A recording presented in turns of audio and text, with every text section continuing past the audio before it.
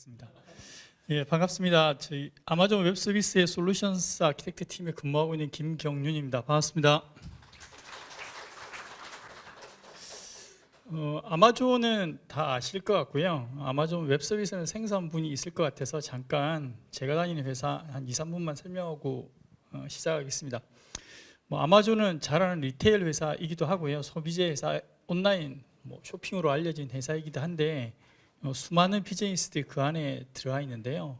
인공위성도 하고 심지어 물류도 하고 그리고 자율주행차도 돌리고 하는 것들이 있는데 그 중에 하나의 부서가 영문자로 줘서 AWS 아마존 웹 서비스라는 부서입니다. 시작은 2006년도에 했고요. 아마존이 2000년 이전에 생겨난 회사인데 온라인 쇼핑이 워낙 빨리 발전하다 보니까 컴퓨팅 파워를 많이 쓰게 되고 컴퓨팅 파워를 많이 쓰다 보니 아마존 스스로 IT를 좀 잘해봐야 되겠다라고 하면서 여러 가지 아이디어를 냈는데 그 아이디어로 나온 것 중에 하나가 아마존 웹 서비스입니다. 지금 되게 친밀하게 그냥 클라우드 서비스 제공 사업자 혹은 그냥 퍼블릭 클라우드로 알려진 곳이 아마존 웹 서비스고요. 가트너는 IT 관련된 기술 시장을 연구하는 곳인데 가트너가 매년 각 분야의 비저널이 이 회사는 혹은 이쪽은 앞으로 비전을 열어 나가겠구나 하는 사분면을 보고 또 하나는 엑스큐션이라고 해서 비전은 좋긴 좋은데 실제로 그거를 수행할 능력이 있는지 없는지를 우리 잘 아는 X축, Y축 이렇게 갖다 놓고요.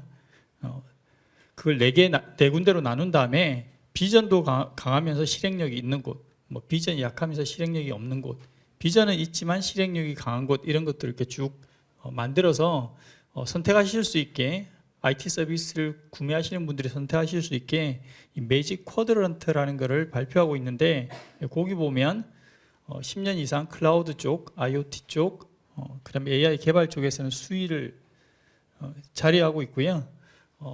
사업하는 국가는 200여 개가 넘고 파트너도 한 13만 개 정도의 파트너를 가지고 있습니다.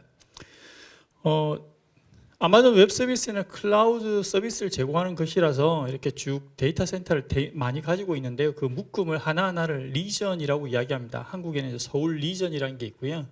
리전은 물리적으로 한 개 이상의 데이터 센터가 뭉쳐져 있는 어베일러빌리티 존이라는 게 복수계 최소한 3개 이상으로 모여 있는 게 리전이라고 생각합니다. 대전 중심으로 예를 들어 이야기하면 대전 근처에서 한 50km, 80km 근처에 복수계의 데이터 센터 빌딩들이 모여 있는 곳이 3개 이상 만들어지는 게 리전이고요. 한국에는 현재 서울 리전이 있고 제가 복수계의 데이터 센터가 그룹핑되어 있는 어베일러빌리티 존은 현재 4개 있습니다.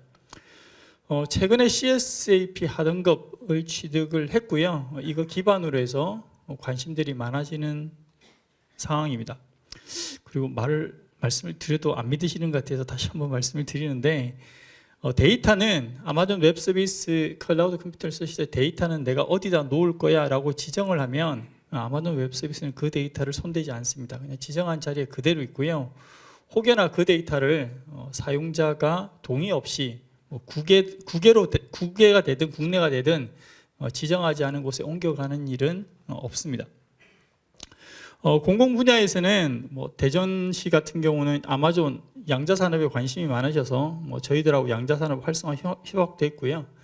그리고 올해는 말씀하신 AI 쪽이 워낙 빨리 발전하다 보니 컴퓨팅 파워가 많이 필요해서 국가에서 정부에서 컴퓨팅 파워가 필요해서 제안서를 내시고 이 정도 컴퓨팅 파워를 줘라는 프로젝트를 시작하셨는데 다행히 저희 AWS가 과기부가 발주한 AI 연구용 컴퓨팅 지원 리서치라는 프로젝트에 수주를 해서 지금 한 20여 개 팀이 열심히 AWS 기반으로 여러 가지 프로젝트를 하고 계시고요. 신문에 났는데 정권 바뀌면서 현 대통령께서 방문하기까지 했는데 SKT가 울산 지역에 데이터 센터를 지으면서 그때 AWS 핵심 기술을 사용하기로 했고 같이 앞으로 7조 이상의 투자를 하는 프로젝트에도 참여하고 있습니다. 오늘 약 한 25분 동안 크게 3가지 글로벌 관점에서 본 AI 트렌드 그리고 주로 외국 글로벌 위주의 사례 말씀드리고 마지막으로 어떻게 준비하셨으면 좋겠다라는 것을 저희 경험에 기반해서 빨리 설명을 드리도록 하겠습니다. 왼쪽에 지금 사진이 있는데요. 현재 아마존의 두 번째 CEO입니다. 첫 번째 CEO는 여러분은 잘 아시는 베조스고요. 베조스가 물러나고 그 다음 된 CEO가 앤디 제시입니다. 앤디 제시는 2000년 전에 이미 아마존에 조인해서 합류해서 초기에 아마존의 서비스를 직접 만드는 그런 역할을 했었고요. 아마존 전체 CEO가 되기 전에 아마존 웹 서비스, 현재 제가 근무하고 있는 클라우드 사업부의 제일 수장을 역임했습니다. 한 10일 전쯤에 앤디 제시가 볼 때는 생성형 AI 또는 AI 시장이 이렇게 흘러가는 것 같아 라고 이렇게 좀 전체적으로 발표를 했습니다. 직원들한테도 발표를 했고요. 그거를 이제 보도자료를 만들었는데 국내외 할 거 없이 상당히 많은 신문 기사가 만들어졌습니다. 근데 한국은 어떻게 신문 기사를 만들어냈냐면 AI가 벌써 인간 작업 뺏기 시작. MS, 아마존 모두 감원. 아마존 CEO, AI로 향후 수년간 회사 사무직 줄어들 것. 앤디 제시가 이렇게 막 발표를 한 것처럼 열심히 대서특필을 했는데 진실은 아니고요. 일부분일 수 있는데 이게 전부는 아니고 핵심 요소는 따로 있습니다. 원래 본문은 Message from CEO 앤디 제시 Some Thought on Generative AI라는 거고요. 길지 않습니다. 한 A4 용지로 한 페이지 정도 되는 내용인데 앤디 제시가 보기에 2000년 전에 인터넷 비즈니스 시작할 때 있었던 사람이거든요. 그 사람이 보기에 이제 아마존의 CEO로 된 현재 내가 보기에 그 경험을 바탕으로 해서 뭐라 그랬냐면 생성형 AI라는 걸 봤더니 once in a lifetime, 인생에 한번 만날까 말까한 이벤트인 것 같다. 기술의 변화인 것 같다 라고 단어를 썼고요. 또 하나가 completely change, 이대로 가면 우리가 생활하고 하는 게 정말 근본적으로 바뀔 것 같아 라고 이야기를 하면서 첫 번째 주목한 건 뭐냐면 우리 일하는 방법이 바뀌고 있어. 아마존 내는 확실하게 그렇고 아마존의 고객들을 봐도 바뀌어지는 게 눈에 띄어요. 그 중에 하나가 기존에 했던 일을 굳이 하지 않더라도 아니면 생성형 AI를 잘 이용하면 기존에 하던 일을 안 할 수도 있거나 아니면 기존에 하는 일을 더 잘할 수 있는 것을 많이 보게 돼라는 게 1번이고요. 2번은 뭐냐면 또 하나는 그게 막 좋아지니까 이제는 다른 일들이 필요해. 이전에는 이렇게 A, B, C, D 데이터 사이언티스트 이렇게만 하면 되는 줄 알았는데 알고 봤더니 요즘은 오그멘티드 데이터 사이언티스트, 내가 데이터 사이언티스트로 하던 일 중에 일부는 오그멘팅, AI가 지원해 주는 거 쓰고 나는 다른 걸로 좀 더 가는 그런 오그멘티드 데이터 사이언티스트가 나온다고 주장하는 회사들도 있는데요. 그런 것처럼 없어지는 게 그냥 없어지는 게 아니라 없어진 거를 대신해서 새로운 타입의 유형이 만들어지고 있는 것 같아. 자, 그런데 아마존은 회사가 만들어진 지 좀 되긴 하지만 스타트업 정신을 잊지 않고 이 변화는 속에서 혁신이 될 아이디어를 아마존 스스로도 많이 찾아내고 그리고 아마존의 고객들도 그런 대열에 들어갈 수 있도록 도움을 줄 거야. 그러니 잘해봅시다 라는 게 이 Message from CEO 앤디 제시 Some Thought on Generative AI입니다. 그래서 아까 서두에서도 행사 시작하기 전에 강조가 된 것 같은데요. 뭐가 변하고 어떤 건 똑같고 어떤 건 새로운 게 있는 건지를 잘 살펴보는 게 중요할 것 같습니다. 근데 이런 이야기를 할 때 그냥 허투루 할 수는 없으니까 아마존 내만 이렇게 찾아봤는데 아마존 내에 AI 에이전트라는 게 되게 많아졌고 이미 쓰고 있고 그게 아마존 내부 시스템에 막 변하고 있는데 첫 번째는 뭐냐면 10,000개 이상의 애플리케이션이 이미 영향을 받아서 새로 만들어졌건 아니면 있는데 뭔가 새로운 기능이 부여됐건 아니면 10,000개 이상의 애플리케이션이 이미 변화가 시작이 됐고 그런데 그걸 할 때 옛날엔 처음부터까지 다 IT 개발자들이 만들어야 됐는데 요즘은 생성형 AI라는 게 프로그램도 해주기 때문에 그걸 잘 활용을 했더니 지금까지 길지 않은 시간 불과 1, 2년 정도일 텐데요. 그 안에 4,500명의 개발자가 1년 할 수 있는 양을 AI를 통해서 대체해서 만약에 예전같이 했다 그러면 이 정도의 인력 절감은 있었고 그 다음에 미국 달러로 260밀리언, 우리 돈으로 하면 약 한 3,200억, 300억 되겠네요. 그냥 단순하게 지난 6개월 또는 1년 안에 우리가 절약한 돈만 해도 3천억 이상을 절약했어 라는 것을 확인을 했다라고 합니다. 이 말이 틀리지 않은 게 아마존만 아니라 지금 한국도 저는 비슷한 경향으로 간다고 생각을 하는데요. 2023년에 챗GPT가 2022년 전후로 나오고 난 다음에 이게 뭐야? 라고 했다가 2024년에 그럼 한번 써보지 라고 해서 빠른 사람들이 이미 써서 적용을 하기 시작을 했고요.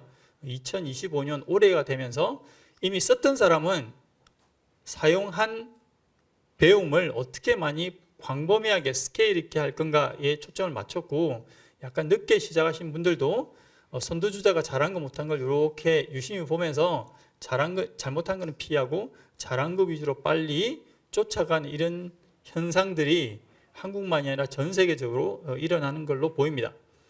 그러면서 이제 새롭게 나오는 단어, 이미 기존에 친숙한 단어이긴 한데요. 새로 정의를 해서 좀 화두가 된 게 AI 에이전트 또는 에이전틱 AI입니다.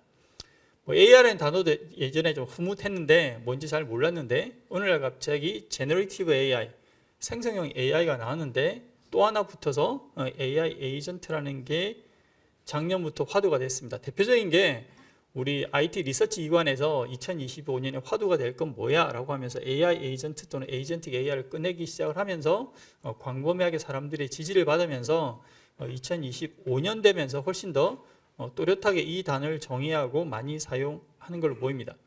자, 맨 왼쪽에 생성형 AI 어시스턴트, 에이전트가 아닌 어시스턴트라고 있죠. 생성형 AI 어시스턴트가 왼쪽에 있고요. 중간에 생성형 AI 에이전트, AI 에이전트라는 단어를 사용을 했고요. 오른쪽에는 에이전틱 AI 시스템이라고 단어가 들어가 있습니다.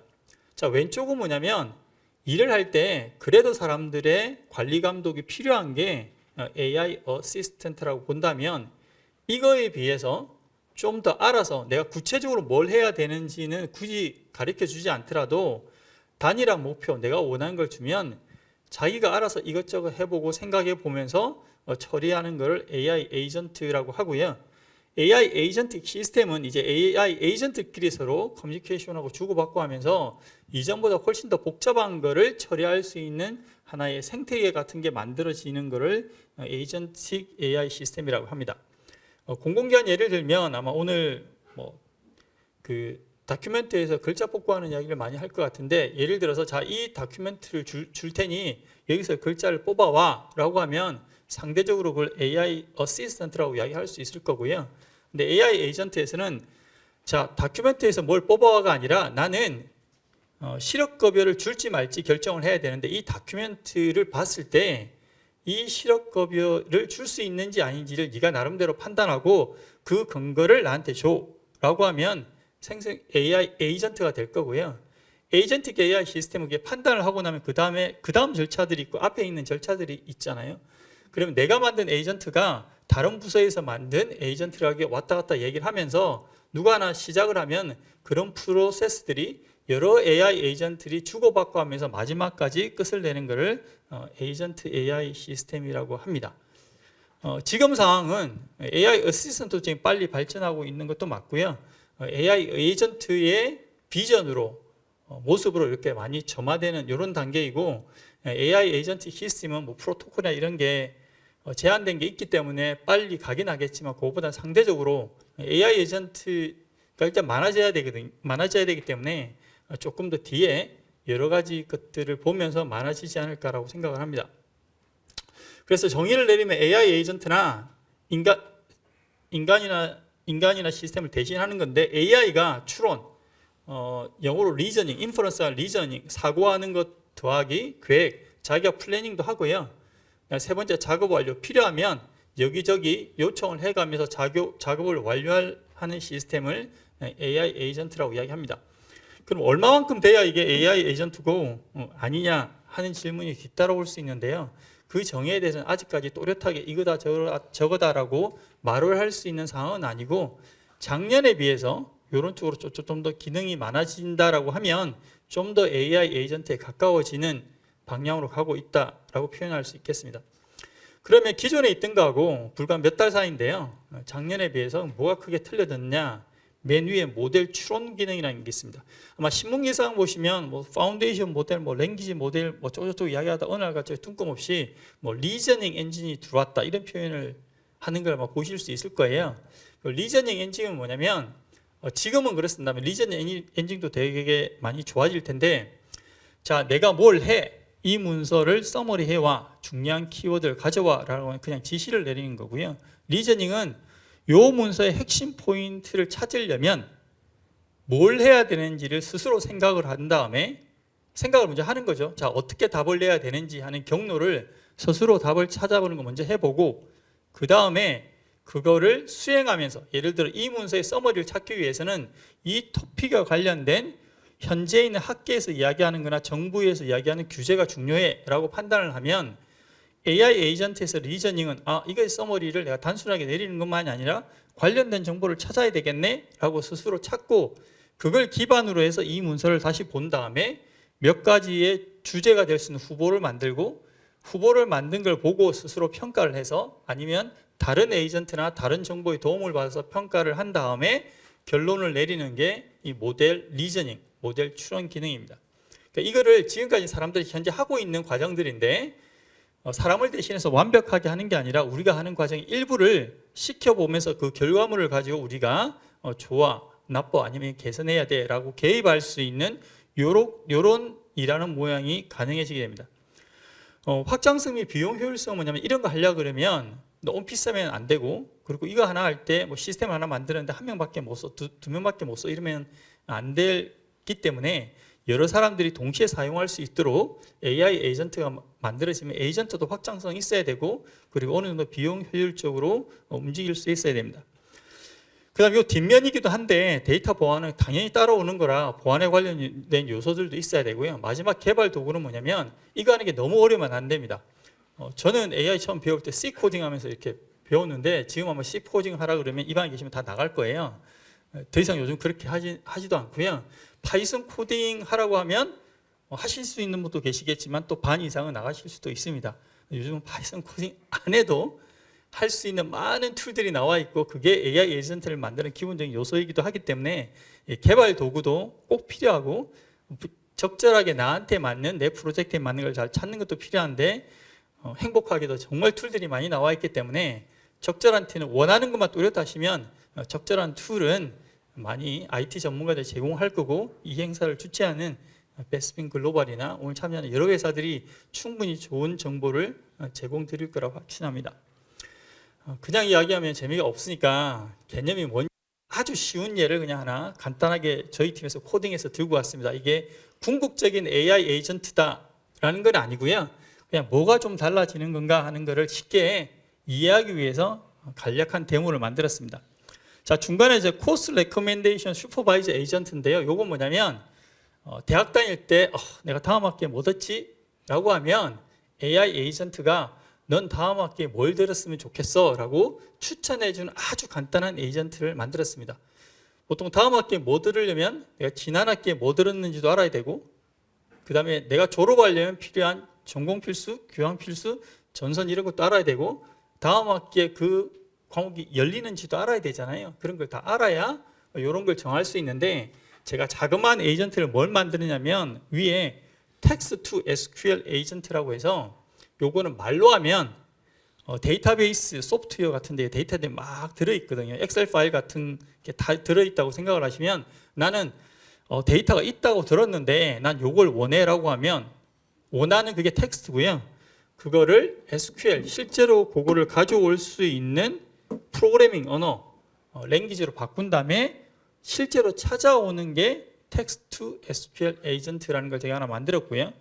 그 밑에 코스 내비게이션 에이전트는 뭐냐면, 우리 학교 가면 요람이 있잖아요. 교과나 관련된 거. 우리 과는 졸업하려면 뭐뭐뭐 해야 되고, 이렇게 긴 몇십 페이지 아니면 학교를 다 합치면 몇백 페이지가 있을 텐데, 그걸 잘 조사를 해서 답을 주는 코스 내비게이션 에이전트 2개를 만들었다고 가정을 해보겠습니다. 이 방에 계신 분들 이제 업무로 말씀을 드리면, 예를 들어 내가 문서를 뭘 받아서 내가 뭘 생각한 다음에 어떻게 처리해야 된다라고 하면 업무 매뉴얼들이 있을 거예요. 그 업무 매뉴얼들이 코스 내비게이션 에이전트에 해당한다고 생각하시고요. 그 위에 텍스트 SQL 뭐냐면 뭐 하려고 그러면 DB 데이터 이렇게 받으셔야 되잖아요. 근데 지금은 IT 하시는 분들한테 이렇게 요청을 해서 하거나 IT 분들이 만들어진 예쁜 프로그램을 가지고 클릭 이렇게 해야 데이터를 받으실 수 있는데 그런 거 없이도 완벽하다는 건 아니지만 그런 거 없이도 데이터를 왔다 갔다 할 수 있는 그 뭔가가 위에 있는 텍스트 SQL 에이전트라고 보시면 됩니다. 그래서 제가 질문 첫 번째를 뭘 던질 거냐면 제가 읽어드리겠습니다. 학생 1이 지난 학기에 수강한 학점을 알려줘. 수강한 과목과 학점도 같이 알려줘. 이렇게 했더니 답을 쫙 냈습니다. 자, 이거 해당하는 프로그램이 있습니다. 아마 지금 비슷한 프로그램이 되게 많을 거예요. 근데 이거 프로그램 짜려면 어떻게 되나요? 학점 어트리뷰트, 수강 어트리뷰트, 어트리뷰트 있으면 프로그램에서 그거 가지고 실렉트 어쩔 식으로 해보고 받고 이런 거를 누군가 프로그램 해야 되잖아요. 근데 그 프로그램이 이게 간단한 거면 사실 프로그램 하나 짜는 게 금방 끝날 텐데 이런 게 수십만 명의 학생과 수십만 개의 교과목과 수백만의 학점 결과가 다 있는 걸 그렇게 다 만들 수는 없을 겁니다. 근데 여기는 어떻게 했냐면 지난 학기에 수강한 학점을 알려줘야 했는데 여기는 뭘 가르쳐 줬냐면 이 어시스턴트한테는 나는 잘은 모르겠는데 이거 관련된 테이블들이 여기는 있어 라고 가르쳐 줬습니다. 그것만 딱 가르쳐 주면 에이전트가 어떻게 하냐면 먼저 데이터베이스 안에 들어가서요 어떤 테이블하고 어떤 칼럼이 있는지를 쭉 찾아온 다음에 그거에 기반으로 해서 자기가 알아서 이 테이블에 이런 칼럼이 있어서 이런 정보가 있겠구나라고 해석을 해서 데이터베이스 테이블을 실렉트할 수 있는 SQL 문장을 만들고요. 스스로 그 문장을 수행한 다음에 가지고 와서 아래와 같이 총 17학점을 냈는데 4개 과목을 들었어 라고 이렇게 보여주고요. 두 번째 질문은 뭐냐면 학생일이 필수로 이수해야 되는 과목을 알려줘 라고 물었는데 이때는 어떻게 했냐면 몇십 페이지 내는 교과과정 PDF 문서를 자기가 알아서 뒤져서 해석을 한 다음에 학생일이 봤더니 학과마다 다 틀리네 라고 판단을 하고 학습일이 바이올로지 전공인 걸 마찬가지 방법으로 위의 방법으로 찾아온 다음에 그거 기반으로 해서 이러이러한 과목들을 들어야 된다라고 가르쳐 주고요. 마지막은 뭐냐면 학생일이 이번 학기에 수강하면 좋은 과목을 알려줘 라고 요청을 하면 답을 주는데 이 경우는 마찬가지로 지난 학기, 지지난 학기에 들은 거 싹 다 정리해서 다 계산을 하고 학습 요령을 찾아서 뭘 들어야 되는지 계산을 하고 다음 학기에 뭐가 열리는지 계산을 해서 1, 2, 3, 4 무슨 과목을 들었으면 좋겠어. 이 과목은 들었으니까 다음 과목은 이건 들어도 되고 안 들어도 되고 이렇게 만들어주는 에이전트를 만들었습니다. 그러니까 실무에서는 어떻게 되냐면 데이터 가지고 오는 것에 대해서 자유스러워지는 거고 어떤 매뉴얼, 업무 매뉴얼에 기반해서 판단을 하는 판단에 도움을 받을 수 있는 거를 찾아서 이렇게 하면 지금보다 복잡한 규정을 가지고 처리하는 게 좀 더 편해지시라고 생각합니다. 근데 이거는 전체 구현할 수 있는 기능의 정말 아주 작은 일부분에 불과하고요. 작은 단위 업무를 어시스턴트 또는 에이전트화해서 그 에이전트를 이렇게 뭉쳐서 답을 내리는 방법으로 리저닝 한다 그러면 훨씬 더 많은 일에 적용을 할 수 있을 거라고 생각을 합니다. 세계적인 추세도 비슷한데요. 요에는 LA 카운티, 지금으로 한국으로 말하면 군청 정도 될 텐데 주로 콜센터에다가 AI 기능을 집어넣은 겁니다. 제가 조금 설명을 드리면요.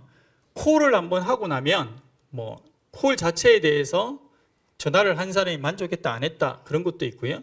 콜한 거의 핵심 주제가 뭐다라는 것도 있고 여기는 보면 무슨 표현이 있냐면 improper greeting이라고 해서 요지가 뭐냐면 이 전화를 한 사람이 최소한 이 사람이 이야기하다 보면 서로 해야 될 인사나 이런 것들이 있잖아요.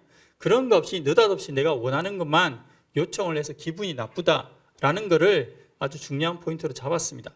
그래서 하루에 콜이 1000개, 2000개 막 있으면 그런 걸 따로 분석하는 게 아니라 이런 식으로 AI를 적용을 하시면 적절한 답을 찾아내는데 질문의 답을 찾아내는데 AI를 쓸 수 있지만 전체적으로 대민 서비스가 얼마나 좋아지는지를 알아볼 수 있는 그런 용도로도 AI를 사용할 수 있습니다. 두 번째는 블루바인이라고 이 회사 자체는 사기업이고요. 근데 이 회사가 뭘 했냐면 미국 정부에서 코로나 날 때 일자리가 없어지는 걸 두려워해서 보조금을 줬습니다. 어떤 보조금을 줬냐면 특정한 익스펜스, 뭐 몸이 아파서 어디를 갔다든지 아니면 일자리를 잃게 된 다른 문제가 있다든지 하는 경우를 보조금을 줬는데, 그 보조금을 주려고 하면 이런 복잡한 양식들을 다 채워서 그걸 기반으로 해서 보조금을 줬어야 되는데 이거 하나하나 처리하는 것도 일이었습니다. 그래서 보시는 것처럼 문서를 줬을 때 어떤 정보는 뭐야 라는 거 자동으로 찾아주는 것만으로도 충분히 업무를 줄일 수 있었고요. 조금 더 나가면 이제 AI 에이전트가 되면 보조금을 주는 규정이 이런데 현재 주어진 정보로 추가로 정보가 더 필요한 건지, 어떤 정보가 더 필요한 건지, 이것으로 충분한지, 아니면 이 경우에 어떤 다른 연관 부서로 보내야 되는지 하는 것들도 구현할 수 있을 거라고 생각합니다. 스웨이드는 영국 잉글랜드에 있는 조그만 의회라고 보시면 되고요. 여기 적용한 건 뭐냐면 시내에 있는 쓰레기물을 처리하기 위해서 그냥 시민들이 쓰레기를 보면 사진을 찍어서 이렇게 올리면 알아서 쓰레기 종류가 뭔지도 확인하고 위치도 확인하고 그때 필요한 수거 차량의 규모 그리고 필요한 도구들이 뭔지를 이렇게 자동으로 알려줘서 사진을 올림으로 해서 그 다음 작업들은 가장 최적화된 상태로 시 행정을 할 수 있도록 구현한 사례입니다. 유로폴하고는 랜섬웨어 관련해서 협력한 사례들이 있고요. 그 다음에 학생들 같으면 코코모라고 해서 우리나라도 보면 이렇게 보안관 같이 학교에서 안전을 책임지는 분들이 계시는데 뭐 그분들이 가지고 있는 정보 아니면 이제까지 발생했던 여러 가지 학교 내 폭력 관련된 걸 쭉 정리를 해서 AI한테 다시 폭력이 발생할 것이 높다고 예상되는 지역을 찾아내는데 AI 기능을 집어넣은 예입니다. 자폐증은 아마 복지 분야에 쓸 수 있는 좋은 예인 것 같은데요. 자폐증을 18개월에서 24개월 사이에 미리 알면 그 아이에 대해서는 IQ를 늦게 알았을 때 비해서 훨씬 더 IQ를 올릴 수 있는 방법이 있다라고 합니다. 의학적으로. 그래서 중요한 건 18개월에서 24살 사이에 자폐증을 찾아내는 건데요. 마찬가지로 비전 애가 보는 눈동자 그 기술을 이용해서 미리 뭐 유치원을 갔든 아니면 아기방을 갔든 아니면 공공장에서 놀든 허가된 차원에서 A의 눈동자가 어떤지를 보고 자폐증을 미리 찾아내서 복지 분야에 개선한 사례이고요. 소는 NPO입니다. Non-profit organization인데 데미 무어가 이혼하기 전에 남편과 같이 만든 단체이고요. 인터넷상에서 성매매가 일어나는 것을 기술을 이용해서 여러 가지 뭐 단어나 이런 걸 이용해서 미리 찾아내서 성매매가 일어나는 걸 미리 차단해서 공헌한 사람입니다. 한국 사례에 대해서는 훨씬 더 뒷세션에 많이 소개될 것 같은데요. 손해보험협회는 규정에 대한 질의응답, 청년지원사업, 경기도 청년지원사업 같은 경우에는 청년지원사업에 필요한 요건이 뭔지 하는 걸 찾아내는데 생성형 AI를 사용한 거고요. BBB 코리아는 한국에 있는 외국인들의 의사소통에 문제가 있으면 통역을 해주는 서비스인데 이것도 마찬가지 AI 기술을 이용해서 사람들이 많이 있지 않더라도 AI 기술을 이용해서 빨리 처리한 사례입니다. 문화관광부에서 또 하나는 프로젝트가 뭐냐면 전 세계에서 일어나는 코리아에 대한 외신 기사를 분석해서 뭐 긍정, 부정 그리고 부정의 원인 이런 걸 분석해서 알려주는 서비스들도 있는데요. 이런 것도 예전에 못했지만 요즘은 멀티 언어 여러 가지 언어를 동시에 처리할 수 있는 기술들이 많기 때문에 이런 구조를 이용해서 한국의 평판을 높이는 데 큰 기여를 했습니다. 자, 어떻게 시작할지에 대해서 간략하게 말씀드리고 저는 발표를 마치겠습니다. 처음에 사례를 먼저 찾으시는데요. 한 가지만 기억하시면 될 것 같아요. 사례를 찾을 때 크게 많이보다는 내가 필요한 핵심적인 거 하나, 둘, 세 개를 찾으시길 추천드립니다. 너무 큰 거 말고요. 딱 하나. 제가 보여준 여러 가지 것들 그리고 이후에 나올 여러 가지 내용들 중에 꼭 필요한 거 한, 둘, 세 개를 찾고 IT 전문가들하고 이야기를 하시기 바랍니다. 자, 두 번째는 그럼 어떻게 할까? AI가 뭘까? 이런 거 되게 많으신데 오늘 갑자기 AI 필요한 머신러닝이 필요한 통계를 다 배워서 AI 하실 필요는 없습니다. AI 관련돼서 다양한 현재 교육과정이 나와 있고요. 쉽게 적용할 수 있는 거, 어렵게 공부해야 되는 것들이 많은데 AWS 같으면 기본적으로 AI에 대한 교육 계획도 만들어 드리고 학습할 수 있는 방법, 자격증도 드립니다. 아마 다른 시간에 기회가 되면 저희 영업대표들 훨씬 더 설명을 드릴 텐데 수준과 상황에 맞도록 여러 가지 AI 프로그램들이 있기 때문에 내가 요걸 하고 싶은데 적절하게 필요한 교육이 뭐야라고 하면 많은 전문가들이 도움을 드릴 테니까요. 그런 걸 위해서 교육을 받으시고요. 뭐 해카톤도 좋고 자격증 교육도 좋고 교원 대상의 AI 교육도 좋고 심지어 일반 시민들이 할 수 있는 AI 리터러시 교육도 많이 일어나고 있어서 이런 걸 많이 이용해 주시고요. 자, 그러고 나서 이제 구현을 하시면 됩니다. 자, 구현하실 때 강조하고 싶은 건 저는 1, 2, 3가 있는데 첫째는 쉽게 내가 뭐를 넣었을 때 어떻게 결과가 나와라는 것을 가장 빨리 발견할 수 있고 확인하는 방법으로 먼저 프로젝트를 시작하시기 바랍니다. 3개월, 6개월, 12개월에 고차원 프로젝트 하는 것도 하나의 방법이긴 한데 아이디어를 가지고 계신 분들은 그것보다는 내가 이러이러하게 뭔가를 줬을 때 이러이러하게 답이 나오면 좋겠어. 그게 가장 비슷한 게 뭐야? 라는 거를 찾는 그 최적의 조합이 뭔지를 찾아서 일단 그것부터 구현을 하시길 바라고요. 두 번째는 그게 어느 정도 되면 내가 이걸 했을 때 보안적으로 문제가 없는지 그리고 효과가 있는지 아니면 다른 사이드 이펙트가 있는지 없는지를 찾는 그런 관점에서 이걸 해도 될지 하지 말아야 될지 하는 것을 확인하시기 바랍니다. 자, 그러고 나서 처음 시작하시면 내가 원하는 답이 딱 100% 다 안 나올 개연성이 매우 높습니다. 그러면 어느 정도는 나온 것 같고 어느 정도는 안 나온 것 같다라는 생각이 드시면 멈추지 마시고 답이 잘 나온 거는 그만큼 잘 활용하시고 아닌 거는 그때부터 차곡차곡 전문가들의 도움을 받아가면서 내가 실제 사용을 위해서 이것만 극복하면 되겠어. 아니면 이런 단점이 있는데 이런 단점은 내가 개입을 해서 고치면 돼 라고 해서 여러 번 이터레이션 반복 수완을 하면서 원하시는 수준까지 끌어올리시기를 추천드립니다. 마지막으로 이거 할 때 좀 불편하신 것 같아서 저희들이 준비한 프로그램이 AWS 이노베이션 센터이고요. 이 이노베이션 센터가 하는 일은 뭐냐면 하시려고 하는 게 이런 모양인데 그럴 때 어떤 구조로 하면 좋을까에 대해서 저희들이 간단하게 워크숍을 하면서 컨설팅 해드리기도 하고요. 그리고 아주 작은 부분은 필요하다 그러면 저희들이 4주에서 한 8주 정도 시간을 가지고 특히나 대민 프로그램 같이 영향력이 큰 거는 저희들이 프로토타이핑 간단하게 돌아가는 걸 만들어서 드리고 개선할 게 있는지 더 필요한 게 있는지를 받는 이런 과정을 거치게 됩니다. 그래서 좀 프로젝트가 난이도도 높고 영향력이 큰다라고 하면 저희 AWS 이노베이션 센터하고 같이 일을 해보는 것도 좋은 방법이라고 생각합니다. 예, 계속 시간이 없다고 뒤에서 아파져서 말을 좀 빨리 하게 됐는데요. 예, 들어주셔서 감사합니다. 마치겠습니다. 네.